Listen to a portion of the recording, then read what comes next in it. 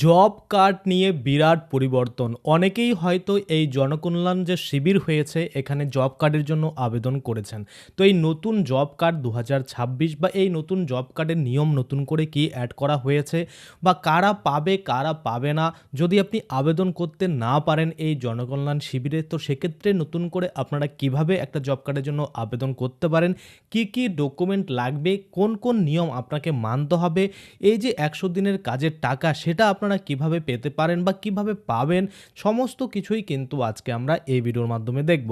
আমরা জানি যে জনকল্যাণ শিবির কিন্তু একদিন বাড়ানো হয়েছিল, অর্থাৎ ১৮ তারিখ অবধি হয়েছিল।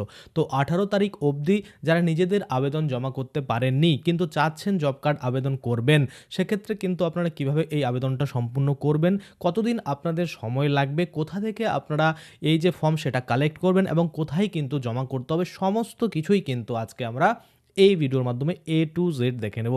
আর অবশ্যই যারা আবেদন করে ফেলেছেন এবং তারা এই জব কার্ড পাবেন কিনা বা কারা পাবে কারা পাবে না সেটাও কিন্তু আজকে আমরা এই একই ভিডিওতে দেখে নেব। তো চলুন বেশি দেরি না করে ভিডিওটা শুরু করা যাক। শুরু করার প্রথমে সবার আগে আমি আপনাদের বলতে চাইবো যে অবশ্যই ফেসবুক থেকে ভিডিওটা দেখলে পেজটাকে ফলো করে নেবেন, আর যদি ইউটিউব থেকে দেখেন তাহলে অবশ্যই কিন্তু চ্যানেলটাকে সাবস্ক্রাইব করে পাশের বেল আইকনটাকে এনেবল করে নেবেন। তো চলুন সরাসরি আমরা দেখে নিই যে জব কার্ডের নতুন নিয়ম কি বলেছে।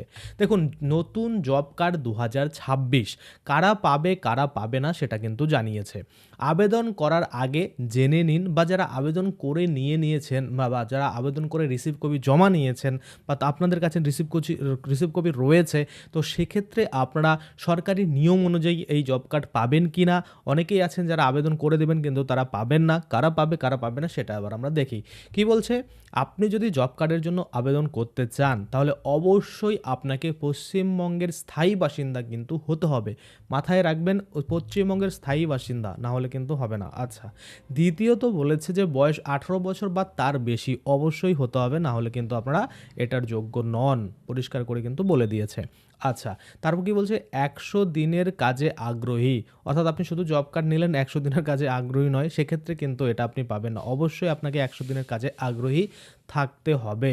তারপরে বলছে পরিবারের আগে কোনো জব কার্ড নেই তাহলেই আপনারা পাবেন। অলরেডি যদি জব কার্ড থেকে থাকে, সেটা হয়তো কেওয়াইসির জন্য পেন্ডিং রয়েছে বা কিছু রয়েছে, সেক্ষেত্রে আপনারা পাবেন না। আপনাদের যদি ফ্রেশ থাকে ফ্যামিলি, একদম কোনো জব কার্ড আপনাদের নেই, তাহলেই কিন্তু আপনারা এই জব কার্ড পাবেন বা আবেদন যে করেছেন সেটা কিন্তু অ্যাকসেপ্টেড হবে। আশা করি আপনারা বুঝতে পারছেন। আচ্ছা, তারপরে যদি দেখি কারা পাবেন না, আমরা দেখলাম যে কারা নতুন জব কার্ড পাবেন, এই নিয়মগুলো মানলে আপনারা পেয়ে যাবেন। এবার আমরা দেখি কারা পাবে না, তাই না? কি বলছে, পরিবারে আগে থেকে অ্যাক্টিভ জব কার্ড থাকলে, এটা আমরা জানি অলরেডি একটা আপনার জব কার্ড রয়েছে, তো সেক্ষেত্রে আপনি আর এই জব কার্ড পাবেন না, তাই না?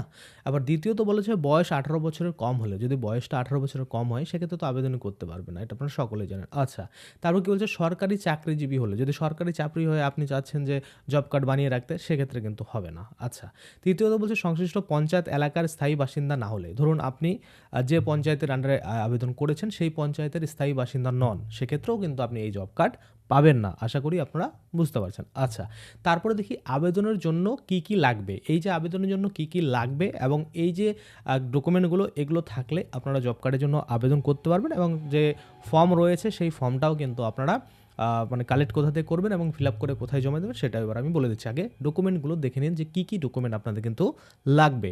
প্রথমেই বলা হয়েছে আধার কার্ড মাস্ট বি, মানে আধার কার্ড কিন্তু লাগবেই। তারপরে ভোটার কার্ড, তারপরে ডিজিটাল রেশন কার্ড, তারপরে ব্যাংক পাসবুক এবং পরিবারের গ্রুপ ছবি। এটা আমরা জানি যে পরিবারের গ্রুপ ছবি জব কার্ডে কিন্তু গ্রুপভাবে ছবি তোলা হয়, সেটাই কিন্তু এখানে বলা হয়েছে। Aadhaar card, voter card, digital ration card, bank passbook, পরিবারের গ্রুপ ছবি, এই জিনিসগুলো কিন্তু আপনাদের লাগবে জব কার্ড আবেদন করতে। সাথে মোবাইল নাম্বার, এগুলো তো লাগবেই, তাই না? এগুলো তো ম্যান্ডেটারি জিনিস, তো এগুলো আর বললাম না।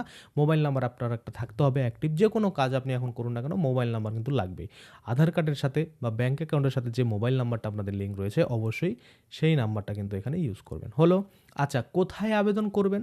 কারণ আমরা দেখেছি এই যে জনকল্যাণ শিবির, সেখানে আবেদন হচ্ছিল, অনেকে আবেদন করেছেন, অনেকে করতে পারেননি।